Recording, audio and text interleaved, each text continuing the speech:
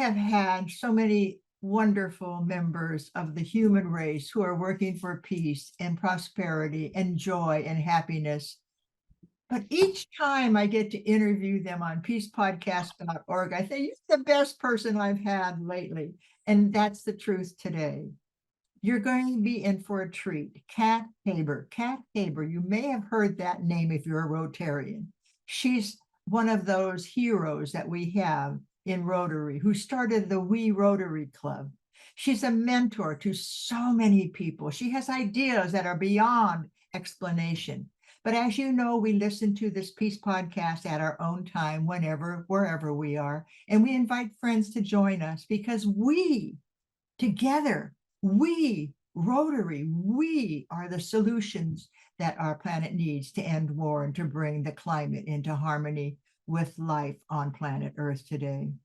And so as I look at her and I think, geez, you walked across the United States for climate action, Miss Kat Haber.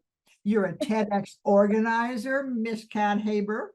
You are the grand, what can I say, the grandmama of Rotary. You started so many things, and you're the climate president, charter president of Rotary E Club. We, and I say we, and I love that word, we. All right, who are you, Miss Kat Haber? Oh, well, I'm just responding to you, Barbara, my Shiro. You are energetic, you are clear, you are a concise communicator, and I'm honored to join you. Well, I'm going to put you on speaker view because I am honored that you are here. When I asked you to share what you would like to talk about today, you gave me two questions. And the first question, I thought, oh my, it's a hard one to answer because you asked me to ask you, what brings you joy? So let's start with that. And then we're going to ask the second question, how do you recover from the impact of setbacks? And we're having setbacks as a world right now. And that's really a powerful way for us to talk about joy. And I could just go on to really wanting to know what brings you to our planet and the joy that you have. Well, my joy comes from learning how to love myself more and more, connecting my own inner peace, and where those places and moments that happens. I'm a former freestyle aerialist. I was training for the '88 Olympics in aerials. I did a quadruple daffy. That was both exhilarating and peaceful at the same time.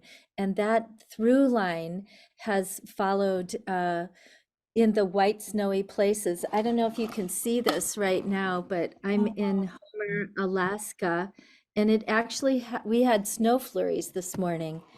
My happy place are the back bowls of Vale, and being in that white, vast, wide open expanse allows me just a lot of private time to integrate what it is to be in relationship with mountain and tree and cloud and humans. So that and valuing relationships. Indigenous tell us all our relations, and really exploring my relation with all of the parts of nature that are beautiful. And then when I see those not being respected and treated as valueless, then that calls my heart to stand and be courageous. If we didn't see those places where there were breakdowns, we would not have the pathway to our personal breakthroughs. So We Rotary has been going for a decade, and we're going through our own reinvention. We're learning how to lead in a shared model, and that feels really good and organic and respectful and values everyone's time and attention. in TEDx Vail, we're doing an event this Sunday for women. We're going to be doing a talk on attention economy, what it is that we can do to value our attention, how we can break out and be the signal within the noise. We'll also have a talk on, is the US headed for civil war? There are many places on the planet right now where the way of resolving conflict is through violence.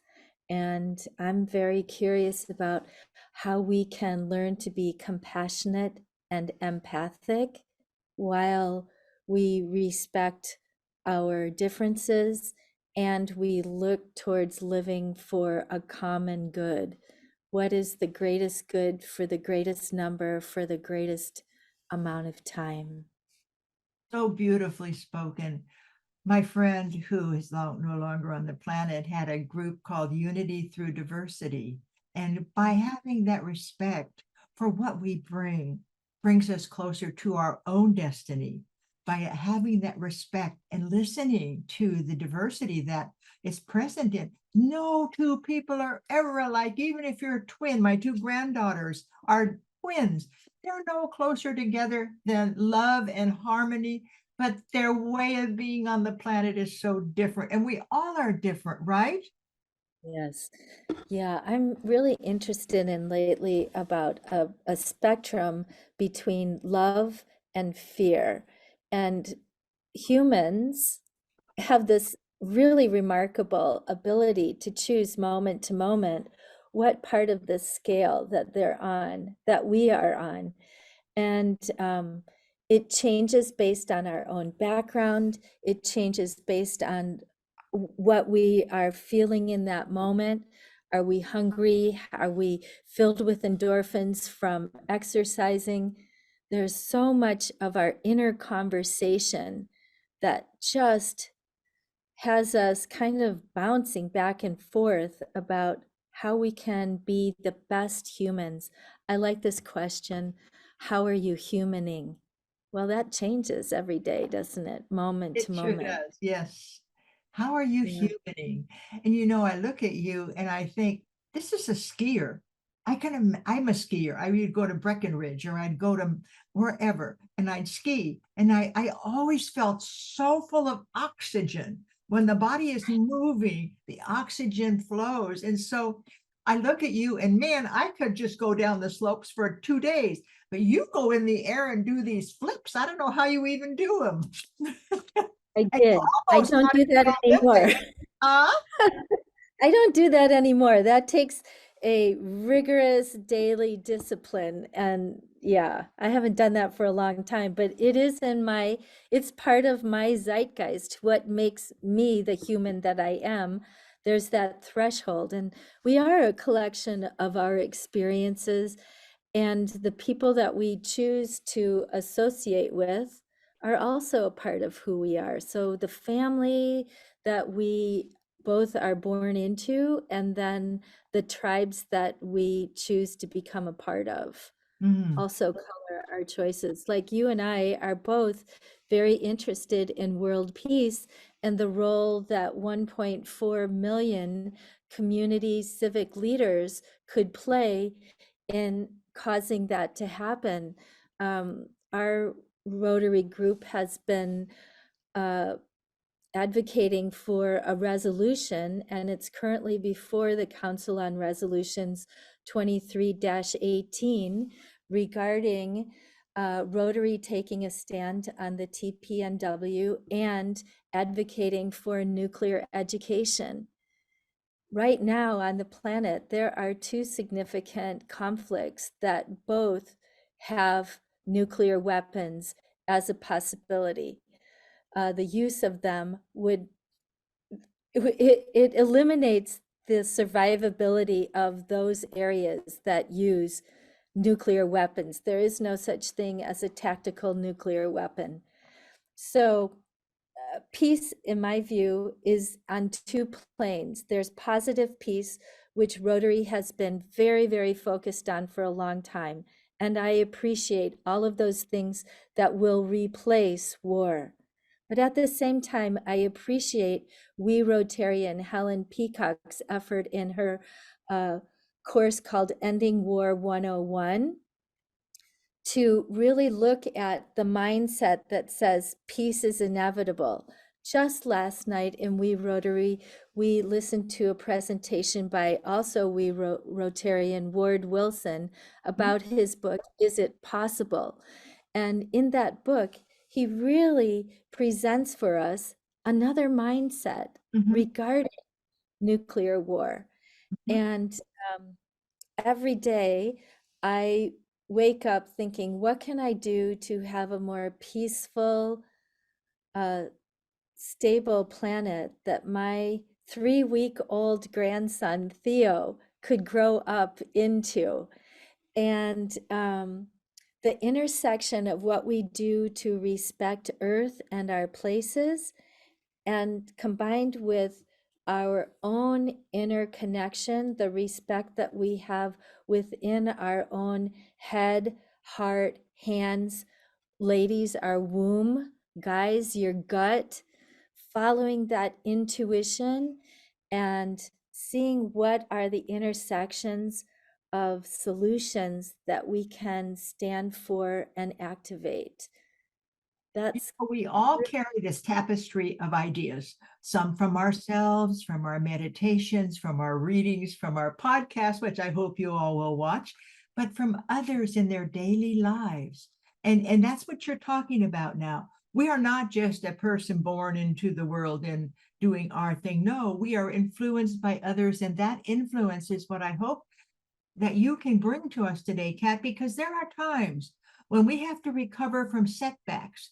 How can Mhm. we recover from the setbacks that plague us at times? Those setbacks sometimes are so devastating that we think, can we go forward? Well, of course, we'd like to avoid them, but what do you do when you do have to come back from that setback? I'm so glad you asked that question. Uh, I'm experiencing several levels of setback this year, financial, health, community, etc. And what I have noticed is that I'm going through my own levels of letting go and loss. There are, they say, 7 stages of grief. I've noticed that my emotional well-being rebalances in harmony best when I am serving others Uh-huh. and when I'm looking for win-win solutions. So, for example, one of my previous speakers for TEDx Vail, Doran Gazit, is an incredible artist. He has the project The Thin Red Line. I met him when he was in Los Angeles transitioning to Israel. He currently lives in Caesarea, which is outside of Tel Aviv. And so I've been trying to reach him since the bombs started flying in Israel and hadn't heard from him. Mm, Finally connected, and his being was panic, fear. That level on the love fear scale was tipped way over towards fear. And so I said, could I just do an experiment with you? Could I do an inner resonance session with you, which is what I have been using this summer and fall to reintegrate my own connection. So I did that with him.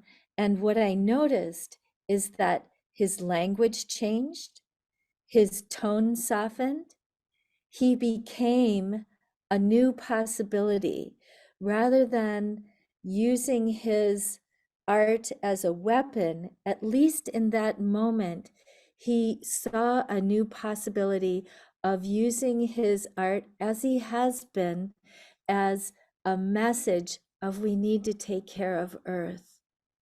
So I well, you am, changed that into we need to take care of Earth instead of the fear, right? yeah. And so it's that finding that inner resonance. And this process is short. It's 10 minutes. It feels like a meditation. It feels like qigong. It feels like a lot of things, but it's all of those things and none of those things. But really what it is I feel it's like in your body you have fascia that connects your bones to your muscles to your cartilage. That fascia is like the thing that keeps it all together. When we are out of resonance, when we are in static, when we are in fear, it's hard to find your ground, right? Because everything is shaking like an earthquake. But if you find your center and operate from that inner resonance, all of a sudden clarity is revealed. It's like the blue. Can you see that? There's that little bit of blue sky in the Yes. cloud. Mm-hmm. That's what inner resonance feels like to me. So, You however, call people it can. inner residence, resonance. It's like resident inside of you, and the resonance, NACE, that you can feel if you center yourself and you become one with who you are. I loved what you said as we started the conversation. I learned to love myself. I Mhm. learned that I can be in love with me. It's like, I'll never forget one of the speakers, Chicken Soup for the Soul, said, I practiced loving myself. And one day I ran downstairs and said to my wife, I have a crush on me. And that's what we want to have. We want to have a crush on me. And so in my workshops, when I teach people how to be happy, I say, go to the mirror every morning and smile. Just smile at yourself and say how grateful I am that this is the body that I get to inhabit, and bring the resonance too, right? Yeah, so we end up in a place where there's a spot on your body that you just touch. For me, it's my throat, so I can speak clearly and kindly.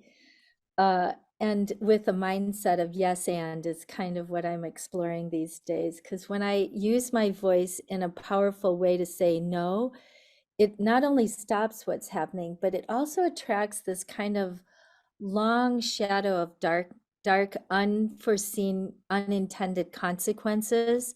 So I'm really exploring when I am triggered to just touch that spot on my body, which is my voice, and breathe a few times slowly, and my tone slows down and it deepens and it reconnects. And isn't that what many of the masters say? If you want to go fast, slow down and go with others.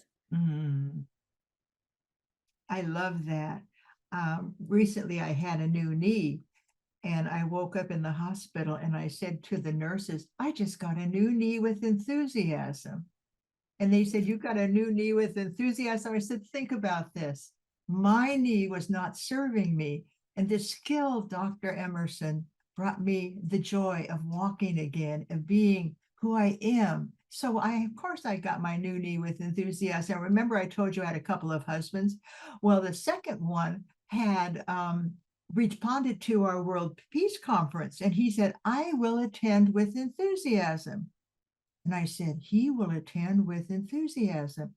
And then I went and met him, and that was Dr. Robert Mueller. He didn't say I'm chancellor of the University for Peace. He didn't say I spent 40 years at the UN. He didn't say I ended the war between the Cold War with Gorbachev and Reagan. He didn't say anything. He just said, I will attend with enthusiasm. And since I am the enthusiasm queen of Santa Barbara, everybody said, why are you two always together? And I said, because we're like magnets. We are so happy together. We are so powerful together. We're more of who we are by being two rather than being one. And as I wrote in my poem on our marriage day, even after this day, even after this time, when together we no longer are, we will carry on the work from the twosome that we became. And so here I am doing Peace Podcast with peace, but with enthusiasm, because I believe, as I say to the people in my workshops and during my keynotes, I say yes with enthusiasm and say no when you know it's not going to serve you or others. Hmm. Yeah, the power of no is an interesting energy to play with because it creates an opposition it is a matter of taking a stand, but it also creates a divide in us and them.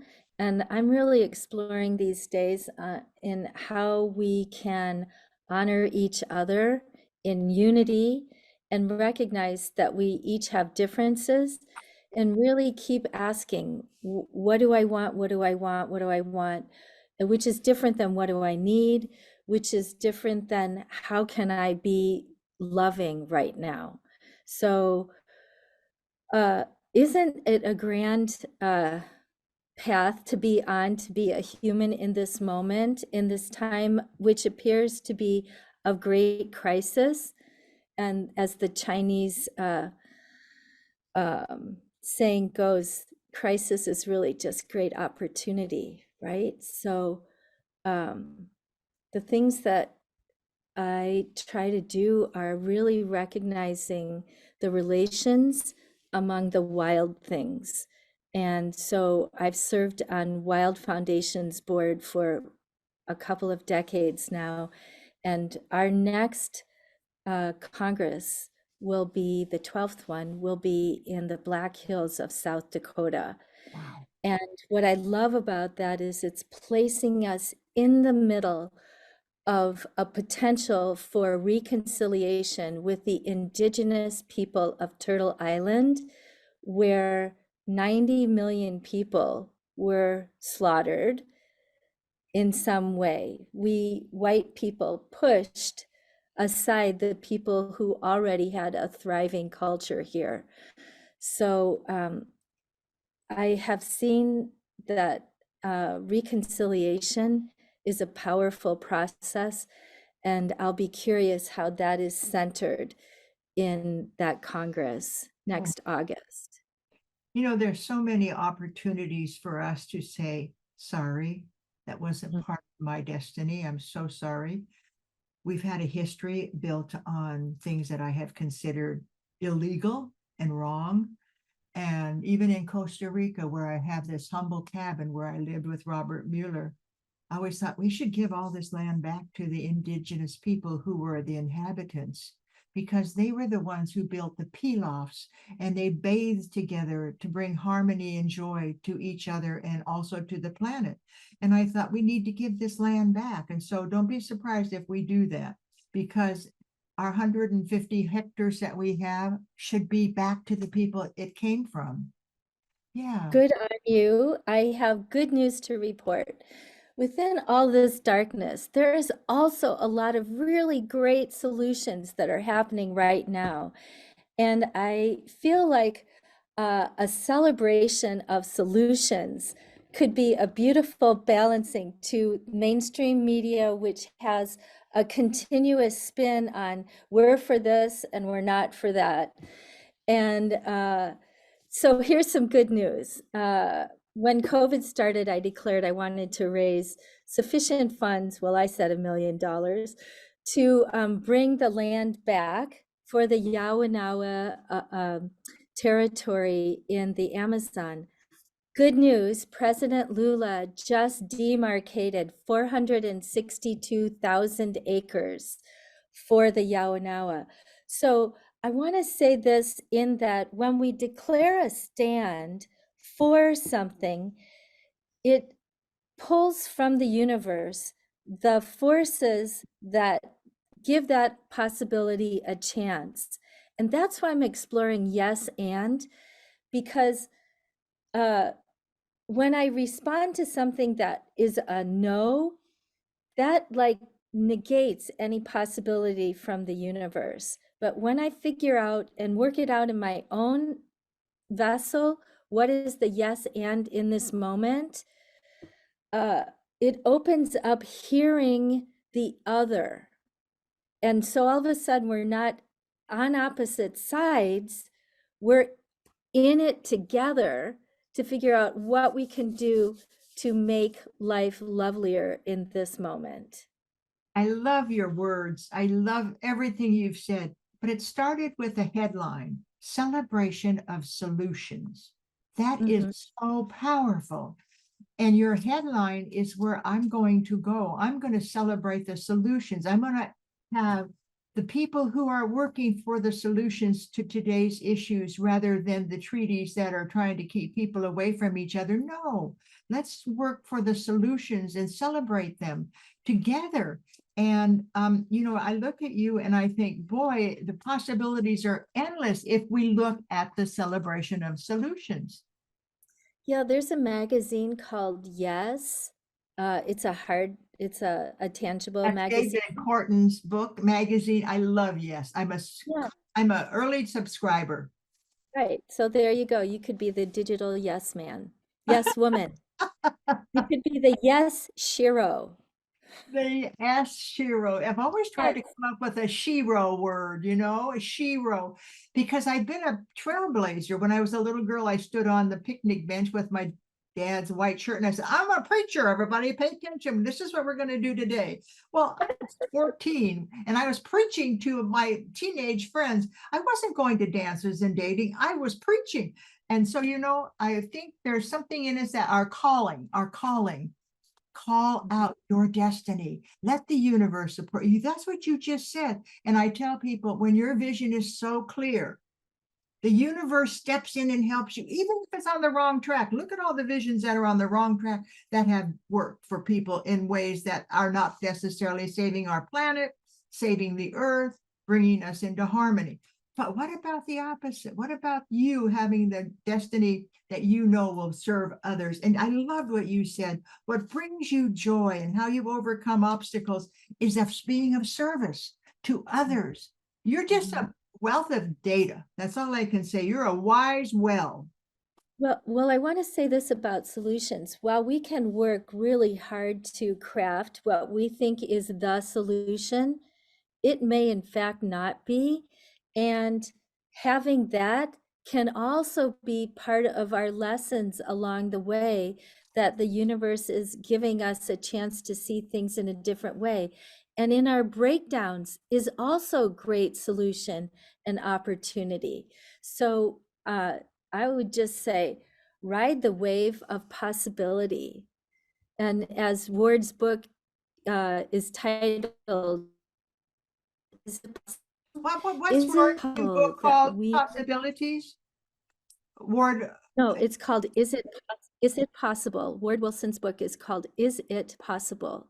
So let me just say, is it possible that we humans could learn how to human well with all of our relations in their places, in our places, in peace, in the planet, free of the threats of nuclear weapons? And when we've solved that, there's still other innovations in the dominating matrix. So what would it take for us to live on a planet that is participatory, engaging, in compassion, and allows for uniquenesses rather than differences, that really appreciates? Barbara, I love that you have your bangs that way. That's just awesome. I have my hair this way, but I love your hair. You can love my hair. We love things differently. It's in that difference that we have billions of species on the planet, but right now they're blinking out because of the way humans are living in our places. Hmm. So what can we individually do? What can we do in our families, our communities, our neighborhoods, our networks? Where are the small hinges to swing big doors? Where are the leverage points that we can face down these new threats of cybersecurity, of AI? The threats are going to continue. They're going to keep morphing and changing their clothes. But what we can do is figure out how to love ourselves and others moment to moment. Moment to moment, love ourselves and others. I asked you if they wanted to find out more about you or some of the work, or what action would you like people to take today? Because you're just I could listen to you for another 25 minutes. I could have this conversation continue, but what is it that you want the world to know today? For me, I think love yourself, pay attention, and become that peace other people may need. That's pretty big job, Think about that. So what would you like us to do? I know you have a TEDx coming up with women, and maybe that's what you would like to talk about. Sure, that's one thing. I've put in the chat the registration for that. Mhm. Love to have you in the conversation, Barbara, and others. We have a couple of talks I mentioned already. So it's set up to be speaker session, conversation, speaker session. And Really, we do conversation? that to me is the most important Yes, innovation. It's yes. not just about watching talks, it's about what we want to do is value your values. So that's what we're curious Well, I'm about. signing up. Don't you worry. And is this Sunday, is it? It's this Sunday, 4 to 6 p.m. Mountain Time, so that would be 3 to 5 Pacific Time. And I would say, what can each of us do? Find the people who you resonate with. Find organizations, find a cause in your community. If something's broken, see if you have the bandwidth to fix it. Um, and be willing to be wrong along the way and make amends. I want to say this. I heard you say sorry. And here's one thing I've been offering to my female friends. What if we replaced the phrase, I'm sorry, with forgive me? Oh, So that creates a relationship between you and I. It yes. opens up a listening and an allowance. And so for the past year, I've been working with uh, creating these allowances, which shift us from our personal drama to our personal possibility. So forgive me if I have been rambling, but it has been a great delight to chat with you. And please forgive me for not really paying close attention to some of these ideas, which are so fabulous. And I am just so honored that you decided to be on peacepodcast.org. And as I say, as we end this moment here with Kate, Cat, I call her Kate sometimes because I just think she's a Kate and a cat. And when I look at her, I think where we are women, we're wise women. We have a well of experiences that we're bringing to you. And I want you to watch this podcast with your family, with a friend. So much wisdom. And I love this. Please forgive me rather than sorry. It does build a relationship. I also have been trying to get people to not say goodbye at the end of a conversation on the phone, but to say, peace be with you. Nice. A I love little that. peace be with you instead of goodbye. Goodbye is so final, but peace be with you is an opportunity that they can Yep. have peace inside and share it. And with that, I say, do you have a last word, Kat?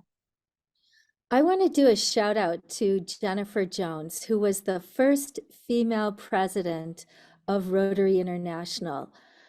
Awesome, awesome leadership. I love that she is showing a feminine, organic way of leading through Rotary. And I just welcome all the women who are making a choice about Rotary right now. It has traditionally been a good old boys network, but I feel like with women and young people being invited into this important organization, that Rotary has the possibility of really advancing peace on our planet. I love that. And Jennifer Jones has such a soft presence and such a powerful presence. Um, she is one of us early Rotarians, like I'm early in the Hollywood Rotary Club. And when my lawyer said I could join Rotary, I said, but there's no women. And they said, well, that's because we have Sylvia Whitlock has paved the way and we can become Rotarians. So I went to the Rotary Club and I said, I'm here. Do you want to have a woman in your club? And they all clapped. And so I had a wonderful time being early women. And I like that. I like pioneering women. I think you're a pioneer in so many fields. And with that, I'm going to say thank you. I could tell you more about this beautiful cat's Huber, but I want to hear her just say how much she loves you being here today. Well, I do love being able to chat with you, Barbara, and thanks everyone for whatever part of peace that you're participating in. It is, you are necessary. You are valuable. We stand with you, and we are curious about how you are going to show up being the best human you can. That's all. Isn't that beautiful? Now I want you to bring that message to the people you're with. Empower those who are with you to make them feel that they can overcome what needs to be overcome and bring their destiny to full power. And with that, I thank you. I'm Barbara Gahn Mueller. It's just been a pleasure. And each Peace podcast allows you to see the differences and our harmony. And be sure you watch it with a friend so you can have that conversation. That's why I wrote the book, Revolutionary Conversations. I truly believe every conversation can lead to peace. And with that, I thank you for joining us.